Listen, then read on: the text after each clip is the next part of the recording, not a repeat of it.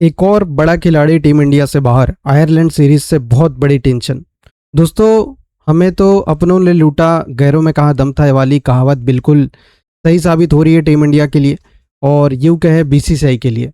आपको बताना चाहूँगा कि आयरलैंड सीरीज से पहले बहुत बड़ा झटका लगा है टीम इंडिया को और एक स्टार ऑलराउंडर टीम इंडिया से हो गया है बाहर।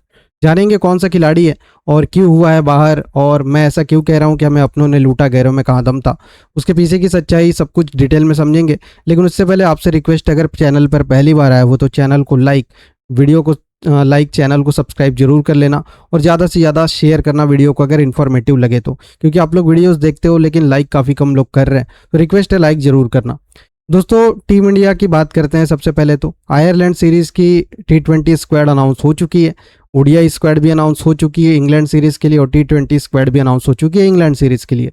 लेकिन आयरलैंड सीरीज 26 जून से स्टार्ट हो रहा है और हमारे स्टार ऑलराउंडर हार्दिक पांड्या पहले ही चोट की वजह से बाहर थे।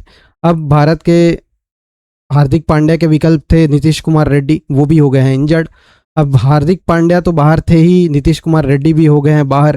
क्वाड्रिसेप्स इंजरी बताई जा रही है बाएं साइड में, जिस वजह से वो टीम इंडिया से बाहर हो गए। अब उनके बाहर होने से बढ़ गई है टेंशन। टेंशन क्यों बढ़ी है समझिए आप लोग। देखो, इंडिया ने हार्दिक पांड्या को कुछ ज़्यादा ही इंपॉर्टेंस दे दिया था।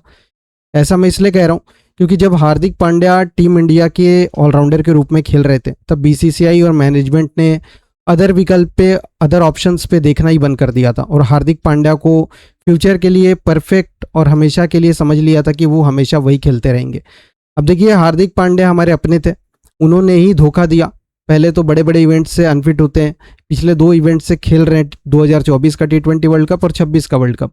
वरना वो तो हर बड़े इवेंट से पहले इंजर्ड हो जाते हैं और हर बड़ी सीरीज से पहले लगभग वो बाहर ही चलते हैं। मतलब साल में जितने भी सीरीज होते हैं, मैचेस होते हैं, उसमें से 50% भी शायद ही वो खेलते हैं। तो हार्दिक पांड्या तो तैयार थे, उनको इंजरी होते रहती है तो निकलते रहते हैं।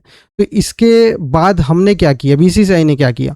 तो बीसीसीआई ने कुछ नहीं किया। बीसीसीआई ने देखा कि हार्दिक पांड्या बाहर हो रहे हैं, आ रहे हैं अंदर बाहर, तो ऑलराउंडर्स के विकल्प के रूप में एक नीतीश कुमार रेड्डी को तैयार करने की कोशिश की।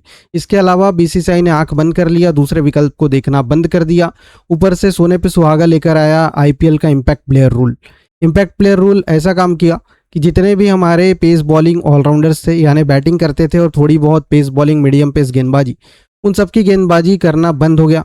क्योंकि इम्पैक्ट प्लेयर रूल आया तो सारी टीमों ने पांचवें बॉलर के रूप में एक एक्स्ट्रा प्लेयर इम्पैक्ट प्लेयर से लाने लगे और गेंदबाज की कमी महसूस नहीं होती थी। तो जो ऑलराउंडर्स हैं उनकी गेंदबाजी होती नहीं थी, उनको गेंदबाजी कराई नहीं जाती थी।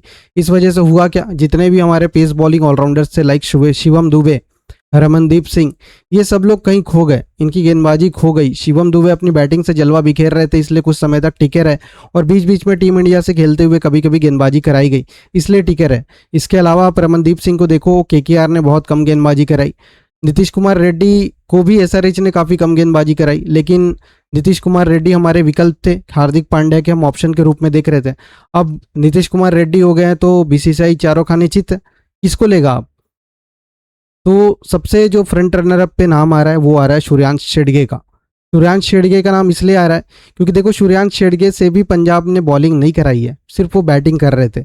जबकि डोमेस्टिक क्रिकेट में आप देखोगे तो अच्छे खासे ऑलराउंडर है और अच्छे खासे विकेट्स निकालते हैं, लेकिन आईपीएल में इम्पैक्ट प्लेयर रूल की वजह से काफ़ी कम गेंदबाजी की उन्होंने। और वहीं रमनदीप सिंह ने भी ना के बराबर गेंदबाजी की और जो गेंदबाजी की वहाँ विकेट्स नहीं मिले, जो बल्लेबाजी की वहाँ रन्स नहीं बनाए रमनदीप सिंह ने। तो दोनों के बीच कंपटीशन था नीतीश कुमार रेड्डी के विकल्प के रूप में, नीतीश कुमार रेड्डी के रिप्लेसमेंट के रूप में। तो अब सूर्यांश शेडगे का नाम फ्रंट रनर अप पे है और वही ऐसा लग रहा है कि रिप्लेसमेंट के तौर पर उनका नाम अनाउंस होगा। तो सूर्यांश शेडगे तो ठीक है, अभी काम चला देंगे, लेकिन इन फ्यूचर भारत को इसके बारे में सोचना होगा, बीसीसीआई को सोचना होगा, सिलेक्शन कमेटी को इसके बारे में सोचना होगा कि आपके पास पेस बॉलिंग ऑलराउंडर के विकल्प क्या है। क्योंकि इंग्लैंड, आयरलैंड जैसी कंडीशंस में आपको पेस बॉलर ऑलराउंडर की ज़रूरत पड़ेगी और कमी खलेगी हार्दिक पांड्या, नीतीश कुमार रेड्डी की। तो आपको फ्यूचर को देखते हुए ऐसे खिलाड़ियों की तलाश कर शुरू करना चाहिए जो पेस बॉलिंग के साथ साथ बैटिंग करते हो और लगातार उनसे बॉलिंग कराई जाए। ये ना हो कि टीम इंडिया में आने के बाद आपको पांचवें बॉलर की ज़रूरत ना पड़े तो आप इनको गेंदबाजी ना कराए, दूसरे किसी ऑलराउंडर, स्पिन ऑलराउंडर से गेंदबाजी करा के काम चला ले, क्योंकि आप यहाँ तो काम चला लोगे लेकिन आने वाले टाइम में फॉरेन कंडीशंस में आपको बहुत परेशानी होगी। तो ये एक अपडेट था। नीतीश कुमार रेड्डी इंजर्ड हो चुके हैं, क्वाड्रिसेप्स इंजरी है, टीम इंडिया से हो गए हैं बाहर और इंग्लैंड सीरीज़ के लिए भी डाउटफुल है। अभी तो सिर्फ आयरलैंड सीरीज़ से बाहर हुए हैं लेकिन इंग्लैंड सीरीज़ के लिए भी डाउटफुल है और इनकी जगह मोस्ट प्रोबेबली सूर्यांश छिड़गे का नाम सामने आ रहा है।